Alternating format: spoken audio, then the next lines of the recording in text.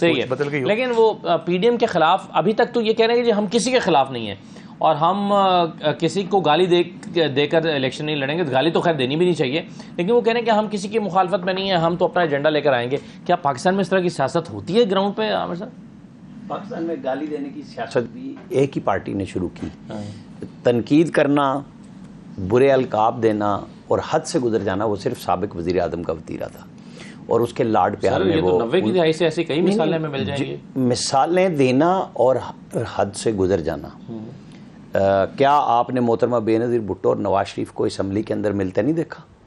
شدید ترین اختلافات کے باوجود انہوں نے آئینی ترامیم بھی کی. آپ نے اور ہم نے اگر دیکھی ہیں تو میں نے تو اپنی آنکھ سے دیکھی ہے، اور میں نے اس وقت بریک بھی کی ہیں جب انہوں نے 13ویں ترمیم کی، 8ویں کو اڑایا.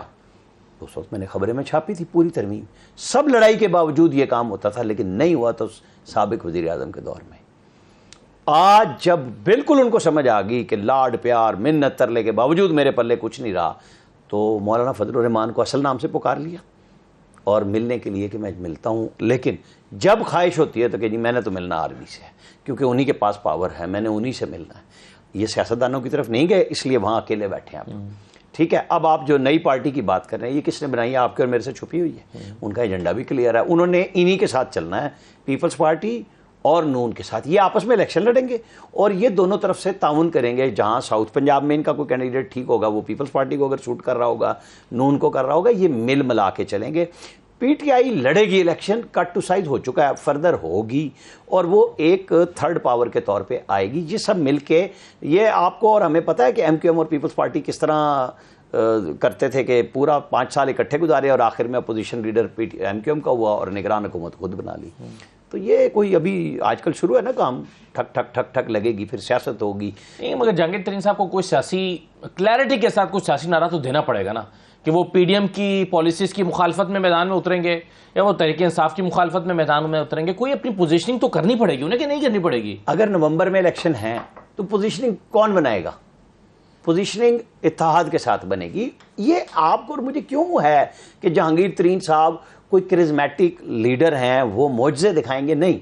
وہ پہلے ان کے ہاں ویگو ڈالے آتے تھے ان کے گھر پہ، وہ ان کو دوسری گاڑیوں میں بٹھاتے تھے، بنی گالا لے جاتے تھے، صرف گاڑی تبدیل ہوتی تھی اور گلے میں پی ٹی آئی کا جھنڈا ڈل جاتا تھا اور وہ پی ٹی آئی میں شامل ہوتے تھے. اس سے پہلے وہ سرتا پا، وہ جو ایک نیب میں رہا نا چیئرمین، وہ پریس ریلیز جاری کرتا تھا کہ ان کو نیب کے نوٹس ہو گئے ہیں. وہ جناب پھر ویگو ڈالو والے لے کے ان کو ترین صاحب کے گھر آتے تھے اور وہ بنی گالا چلے جاتے تھے. یہ اتنا ہی رول تھا نا اس وقت بھی، اب بھی یہی رول ہوگا. آپ ان کو وہ نہ دیکھیں کہ بھئی وہ کوئی جا کے تقریریں کر رہے ہوں گے. وہ جہانگیر ترین صاحب اپنے جہاز میں پیٹرول خود نہیں ڈلوائیں گے؟ نہیں، وہ بزنس مین ہیں، پیٹرول ڈلوانا بھی جانتے ہیں، پورا کرنا بھی جانتے ہیں، اور سارے جانتے ہیں یہ کام. یہ کوئی اکیلے جہانگیر ترین پہ تو نہیں ہے نا. خان صاحب کے ساتھ جتنے انویسٹر تھے سب نے پورے نہیں کیے. کون سا بچ گیا؟ وہ نقوی صاحب، کوئی فلانا ڈمکانا، کوئی بچا ہے جو آج چھوڑ کے بھی جا رہے ہیں؟ ان سب نے ضربے لگا کے پورے کیے ہیں، صرف پلس نہیں کیے. یہ جو بھی کسی کے اوپر انویسٹ کرتا ہے وہ پورا کر لیتا ہے. اور ہمارے سابق وزیر اعظم کی تو عادت ہی یہی تھی. ان کی تو بیگم صاحبہ جو حال میں موجود ہیں، وہ کہتی ہیں کہ ان کے پاس تو 2 جوڑے بھی نہیں تھے، اور جو سابقہ بیگم تھی انہوں نے بھی لکھا کہ کون کیا لے کے آتا تھا. کوئی چھپی ہوئی سیاست ہے. باقی گھر سے بھی لگاتے ہیں، لوگ بھی لگاتے ہیں. یہ واحد مثال ہے جنہوں نے کچھ نہیں لگایا، سب بنایا. اور وہ ایماندار کا بھی سمبل بنا دیا. ہمارے میڈیا نے اتنا پریشر تھا کہ ان کو بالکل ثابت کیا جائے کہ ان سے بڑا فرشتہ کوئی نہیں، اور آج وہ انہیں سب کے گلے پڑ گیا جنہوں نے فرشتہ بنایا تھا. تو آپ اور ہم بحث کرنے کے لیے رہ گئے. یہ طے ہو گیا ہے عامر صاحب کہیں پر کہ الیکشن کب ہونے ہیں؟ دیکھیں الیکشن کا تردد کب کرنا ہے؟ کیونکہ آپ سب کے بقول تو یہ طے کہیں اور ہونا ہے کہ جہانگیر ترین صاحب کو کتنی سیٹیں دینی ہے اور کس کو کتنی سیٹیں دینی ہے. تو پھر یہ تردد ہی رہ جاتا ہے. اصل میں زیادہ باتیں اس لیے شروع ہو گئی کہ 2016، 17 اور 18 میں جس طریقے سے تمام کو گرا کے اور پھر ادارے ایک سیم پیج پہ تھے، یعنی عدلیہ، فوج اور حکومت 3.5 سال مل کے چلتے رہے، کوئی پریشانی نہیں ہوئی، سب کچھ ٹھیک چلا. اور اس سے پہلے آپ دیکھ لیں سابق چیف جسٹس ثاقب نثار صاحب، وہ ایک پولیٹیشین کے طور پہ پوری کمپین عمران خان کی کر رہے تھے. انہوں نے میڈیا پہ پابندی لگائی کہ آپ نے کوئی ایڈ نہیں دینا، یعنی حکومتوں کو پابند کیا، میڈیا کو زیرو کیا. کہ صرف عمران خان صاحب کی وہاں پہ کے پی میں گورنمنٹ تھی نا، باقی تو نہیں تھی. سب کو پابند کر دیا کہ آپ نے کوئی ایڈورٹائزمنٹ نہیں کرنی. پھر جب حکومت آئی تو فواد چودھری صاحب نے سب کو جناب اس طرح مروڑا ہے، اور جاب لیس لوگ ہوتے چلے گئے، سینکڑوں کی تعداد میں صافی. مطلب یہ ان کا کارنامہ تھا. یہ جو آج صحافت کے سارے پھر چیمپئن بنتے رہے، جن کو آج بڑا غصہ آ رہا ہے کہ پتہ نہیں کیا ہو رہا ہے، یہ اس وقت یہی کام کرنے پہ لگے ہوئے تھے. تو لوگوں کے ذہن میں آ گیا کہ کراچی میں جو انبر شمسی صاحبہ بات کر رہی تھی نا کہ پنجاب کے لوگوں کی، بالکل ٹھیک بات ہے. کراچی میں تو لوگ سو گئے تھے پی ٹی آئی کے. وہ جب مصطفیٰ کمال سے پھڈا ہوا نا، تو انہوں نے کہا نہیں ساری سیٹیں انہیں دے دو. تو ان کو کہا باہر نکلو، صبح ٹینٹ شینٹ لگاؤ، تم جیت گئے ہو. یہ تو سو گئے تھے، ان کو پتہ تھا ہم ہار چکے ہیں. تو یہ بندر باٹ اس طرح کھلی ہوئی تھی، اور یہ چھپی ہوئی نہیں تھی، لیکن میڈیا پہ تھا کہ 3 مہینے نہیں کرنا، 6 مہینے نہیں کرنا. وہ اس وقت یہ کام ہو رہا تھا، کہلوایا جا رہا تھا کہ یہ کرنا ہے، یہ نہیں کرنا. اور بڑے بڑے صحافی میں نے دیکھے ہیں، مطلب ترم خان، سارے کے سارے وہ چورن بیچتے رہے. اور آج ان کو سمجھ نہیں آ رہی کہ بھئی اب کیا صحافت تھی اور اب کیا ہو رہی ہے. ہم اس وقت بھی یہ بات کر رہے تھے، ہم آج بھی وہیں پہ ٹکا کے عامر صاحب بظاہر تو راستہ اس وقت جو یہ بات ہوئی ہے نا، راؤ صاحب نے کہی ہے، یہ اس لیے زیادہ کلیئرٹی سے لوگ کر لیں کہ اس وقت یہ طے کیا گیا. شہباز شریف اور حمزہ شہباز شریف جیتنے کے باوجود پنجاب میں باہر نہیں نکلے گھر سے آزاد کو لینے کے لیے. آزاد انہیں کالز کرتے تھے. کیوں نہیں نکلے؟ نہیں، وہ جو رجیم چینج کا آپریشن تھا ان کے گلے پہ تھا، انہوں نے سب کچھ تعاون کے باوجود باپ بیٹے نے بھگتا. وہ باپ بیٹی تو اندر تھے، اور جو آزاد تھے یہ تمام فیسیلیٹیشن کے باوجود خراب ہوئے. سمجھ رہے ہیں آپ بات میری؟ یہ جو جہانگیر ترین کا اور علیم خان کا جہاز چلتا تھا جی، یہ اس لیے تبھی جا کے حکومتیں بنی نا. اس سب کے باوجود نہیں جیت رہے تھے، وہ حکومتیں نہیں بن رہی تھی لا کے. آج میں آپ کو بتاؤں، یہ ابھی ہم آج کے نقشے پہ بات کر رہے ہیں. جب الیکشن اناؤنس ہوگا، جو آپ کا سوال ہے، اس دن کھلے گی بات. اوریجنلی پاکستان الیکشن کے ساتھ کھلتا ہے کہ کتنے دن. اب جو بہت سارے لوگ اس وقت وزیر بھی حکومت کے حامی اور مخالف بات کر رہے ہیں، جی 6 مہینے کی ایمرجنسی لگ جائے گی فلاں.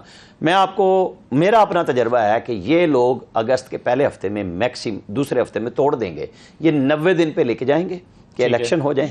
یہ 6 مہینے کا کام برداشت ہی نہیں کر سکتے جو آج حکمران ہے. کیونکہ جتنا گند سمیٹنا تھا، وہ جو اگر وہ دھمکی 25 مئی والی نہ آتی تو شاید الیکشن اس وقت ہو جاتے.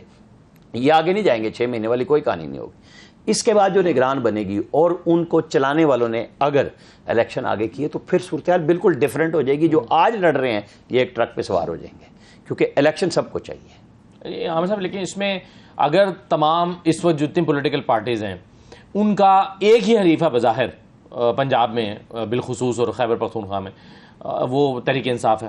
اب یہ اس کو آپ نے کہا کہ کٹ ٹو سائز کر دیا گیا ہے اور ہو جائے گا، تو پھر ان کی پریشانی کیا ہے؟ یہ تو راستہ کلیئر ہے، صاف ہے، پھر آپس میں بیٹھ کے فارمولہ ہی بنانا نا کوئی. میرا خیال یہ ہے کہ یہ زیادہ پریشانی ہم لوگوں کو ہے، میڈیا کو ہے.